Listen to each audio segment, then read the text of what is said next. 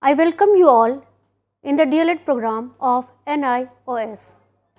I, Dr. Neera Gautam, will discuss with you a very important topic, topic number 32 of course code 509. The title of this topic is Learning Resources for Social Sciences, Need and Type.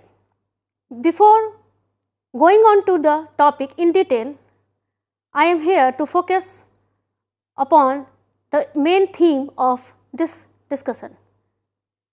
These are definition of learning resources, what learning resources include, need and significance of learning resources, types of learning resources, criteria for selection of learning resources, and in the last I will arrive at conclusion. Learners. We all know that in the present educational system, there had been a tremendous change with regard to the classroom teaching. In classroom teaching, teacher is the key person who manages all the affairs related to learning of the students. But nowadays, teacher is no more the expert of the subject. Rather, he has become a facilitator of learning.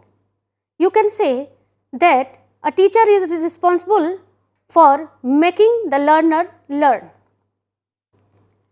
National Curriculum Framework 2005 also proposes that the learning should be child-centered and activity-dominated.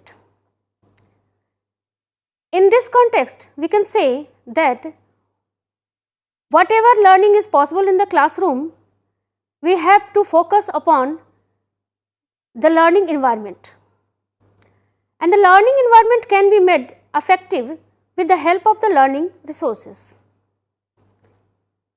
Now the question arises, what does the term learning resources stand for? Learning resources are the material used by the classroom teacher to supplement instruction or stimulate the interest of the learner. In other words, we can say that learning resources are the tools or are the devices which arouses the interest of the learner, which makes the learning possible in the classroom or which is related to the learning outcome. The learning resource include the learning situation as well as learning material. We can also say that the learning resources are all kinds of the learning opportunities which are either existing in the classroom or which are produced or created by the teacher to facilitate the learning outcomes. For example, a person can be a learning resource. If a school invites a doctor to deliver the lectures upon an important issue like health and sanitation, here the lesson given by the doctor is a benefit to the learners in the school. The doctor is a learning resource. A place can be a learning resource. You can take your children to a museum. In a museum, the children can see the pictures of historical monuments, past evidences, replicas, and any other thing which is related to history. Even the discoveries of science and technology are kept in museum also. The children come across vivid experiences. Going to museum is also a learning resource. When you take your children to the marketplace or grocery shop, they can have experience about the purchase of goods and services. They can know how the prices are determined. They can know the interactions which take place between the buyers and the sellers. In this way, the market or the grocery shop can be a learning resource. Now, we come to the next, that is what learning resources include. we can see learning resources include textbook, it may be printed or digital, workbooks, worksheets, manipulatives, blocks and beads. The blocks can be used for the counting purposes, flashcards, educator workshop, non-fiction books, posters, educational games, apps, websites, software, online courses, activity books, graphics, novels, reference books, DVDs, CDs, magazines and periodicals, student guide, teacher guide, labs, models, movies and television.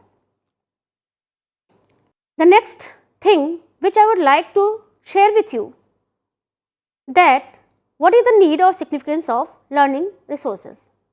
In other words, what is the contribution of the learning resources in classroom teaching?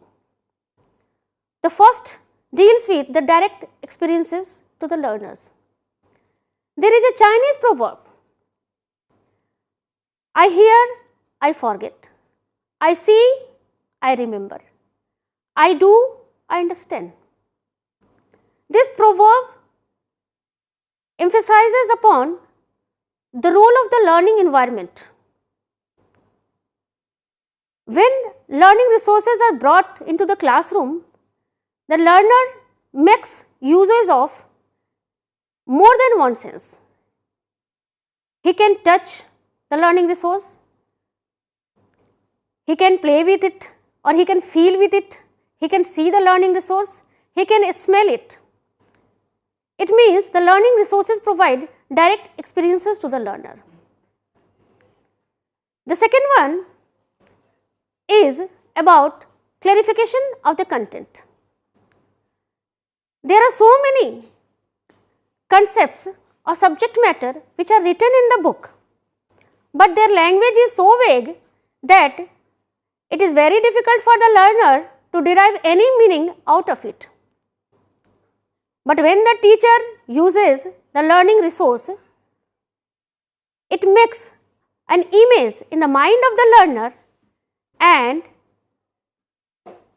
there occurs a clarification of the content.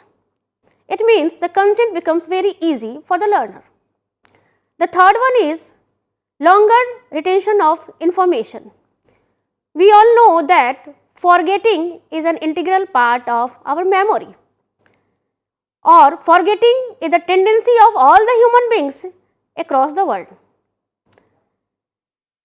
Psychological tests have already proved that whatever we learn, we forget 85% of it within a night. In this situation, learning resources are the boon. When we bring the learning resources in the classroom, anything which has been taught in the classroom, it can be saved in our memory or brain box for a longer time. The next one is organizing classroom teaching. In a classroom teaching, a teacher has to go through the various process like introducing the topic, presentation of the topic, recapitulation and evaluation. In all these stages, a teacher makes use of the learning resources. For example, if a teacher in history has to teach an important topic of history, revolt of 1857, for introducing the topic, he can make use of pictures of the historical figures like Rani Lakshmibai, Tatya Tope, Nana Fadnavis, Veer Kunwar Singh, etc. Moreover, for elaborating the points, he can make use of the map of India to show which were the places influenced or affected during the revolt of 1857. Next one is learning resources facilitate holistic learning. The term holistic means that it covers cognitive, affective and psychomotor domain of a person. Suppose a teacher has to teach the topic in history titled Ashoka the Great. In order to elaborate the topic, he has to focus upon the birth of Ashoka, the wars he has fought or the battles he has fought, his rivalries, his religious policies, his extension of empire and like that. While making this topic simple, or your teacher can make use of a tree figure or a data chart about the Ashoka. Making a data chart, maps and diagrams facilitate in holistic learning. Next one, the contribution which is made by the learning resources is learning resources make learning enjoyable. When a teacher is infusing the ready-made tidbits of the knowledge into the minds of the learner, it may make the learning filled with various kinds of the dullness and boredom. But when the teacher is making use of the illustrations, examples, maps, charts, diagrams, the learning resources are capable enough to make the learning enjoyable or playful. Learners. Now we talk about the types of the learning resources. The learning resources are categorized into the various types, and important among them are print based resources. These include textbook, reference books and manuals, periodicals, magazines and journals, collections such as newspaper cutting, photographs, diagrams and graphs. After that, non-print based resources, it includes human voices, audio tapes, discs, gramophone records, radio broadcasts, slide, film strip, OHP, microfilms, globe, puppet, models, mock-ups, etc. A very important type of the learning resources is classroom itself. As Albert Einstein has said, I never teach my people, I only attempt to provide the conditions in which they learn. We can say that classroom is itself a learning resource, and it depends upon the readiness of the teacher or competence of the teacher to make it a learning resource. Now, a question arises, what a teacher should do to make a classroom a learning resource? The first one, establish good rapport with the learners.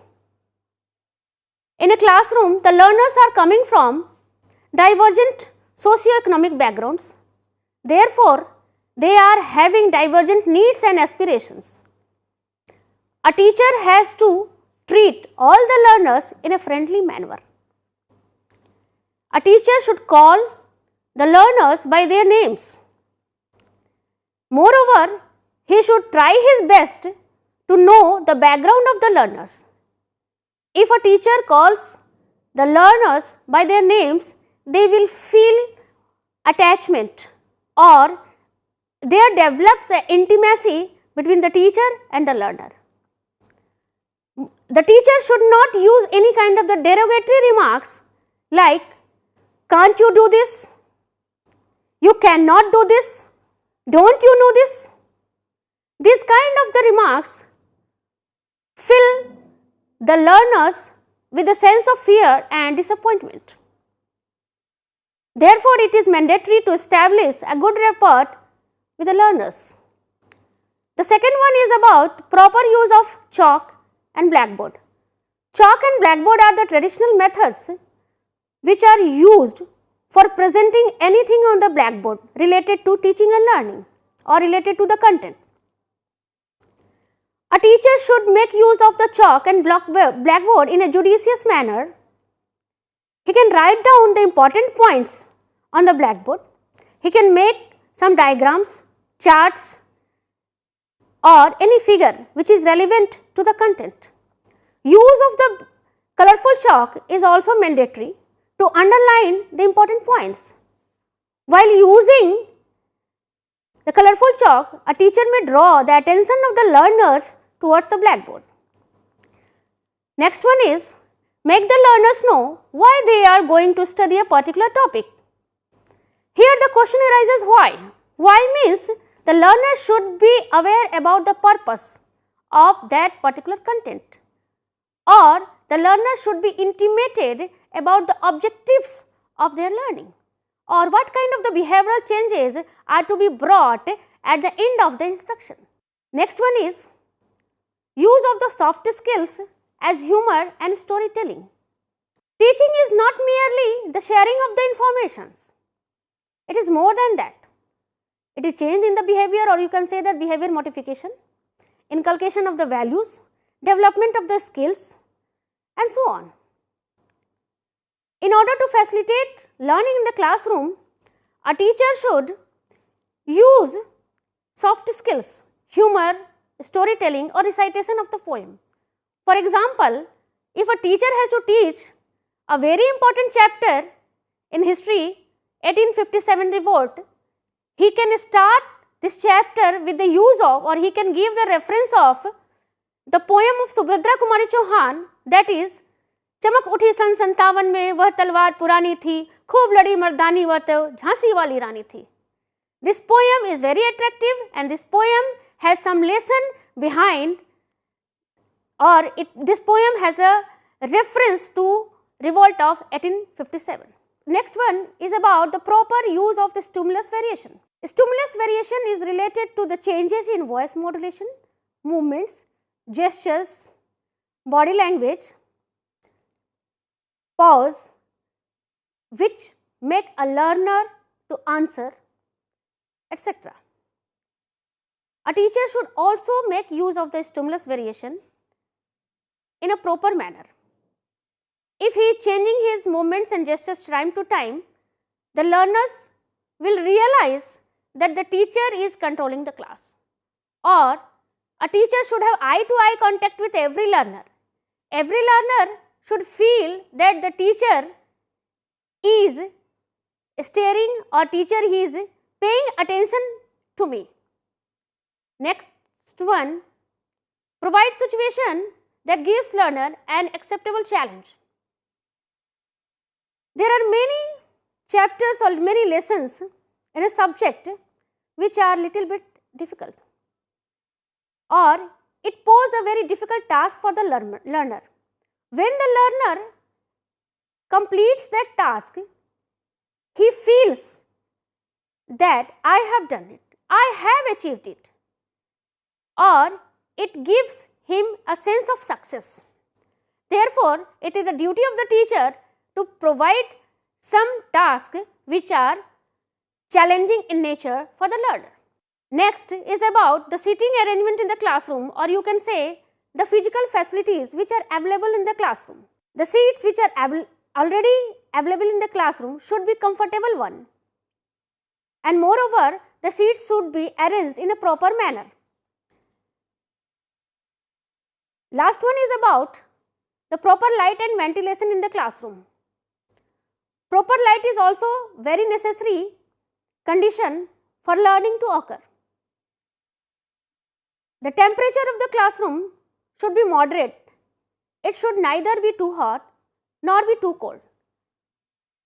The temperature of the classroom should be adjusted according to the weather conditions. Next kind of learning resource is community resources.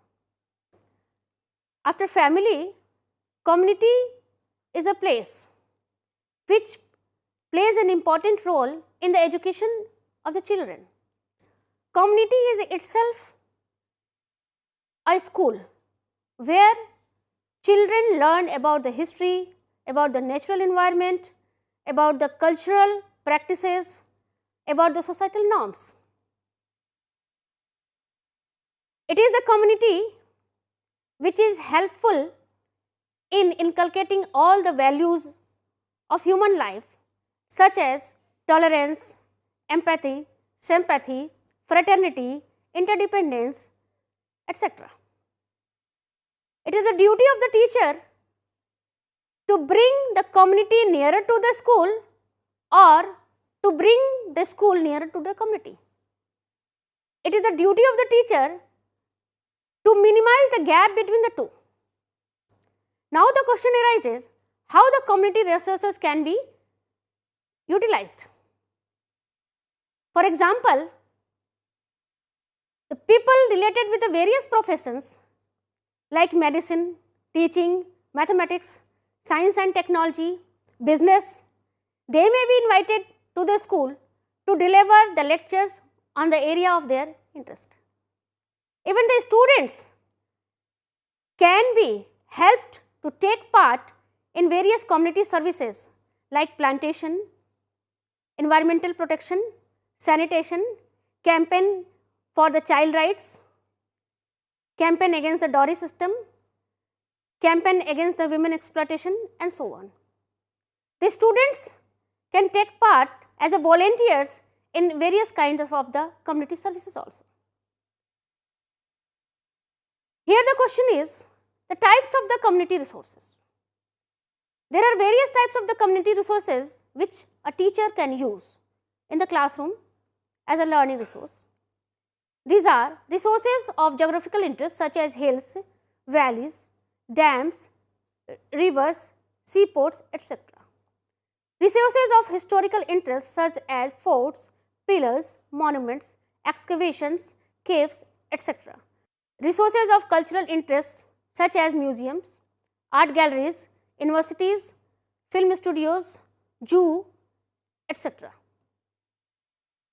Resources of economic interest such as marketplaces, banks, mills and factories, railway junctions, post and telegraph exchanges, etc.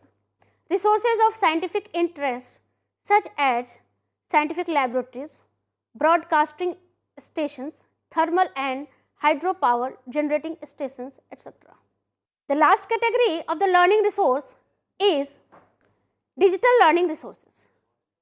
These learning resources are often made of different digital media which includes text, videos, images and sound, and some of them are text, online articles, websites, e-books, manuals, reports, graphics, photos, paintings, cartoons, illustrations, audio, podcast, video, online videos on the web, institutionally produced videos, animations, animated demos, processes, simulation, virtual world.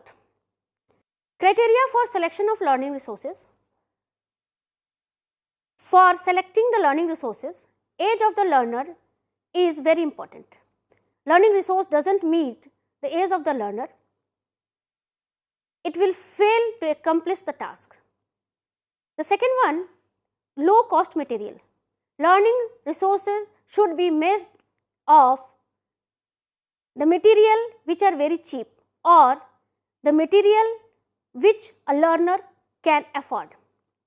The learning resources should be easy to use or easy to handle. Moreover, they should be portable. It means that they can be shifted from one place to another place. Able to meet the requirements of the curriculum. Curriculum involves all kinds of the experiences and the learning resources should cater to the curricular needs also. Coverage of all kinds of the domains. The learning resources should touch upon the cognitive, affective and psychomotor domain of the learner. Flexibility, it means that the learning resources should be such that the teacher should be capable enough to use wherever the situation requires. Interdisciplinary connections. It refers to the thing that the learning resources should have bearing upon the various subjects, or in a broader context, the learning resources should be touching the real world. Now I conclude this discussion. Learner participation in the learning process is an important aspect of the classroom teaching. It can be ensured by use of the learning resources. Learning resources are the material which a teacher uses to facilitate learning, understanding and acquisition of the skills by the learner. There are various types of learning resources: print based, non-print based, classroom as a resource, community resource, digital resources. But it depends upon the expertise of the teacher to identify these resources and make use of them in the classroom to make the learning meaningful and enjoyable. This is all about learning resources, need and type. Thank you, learners.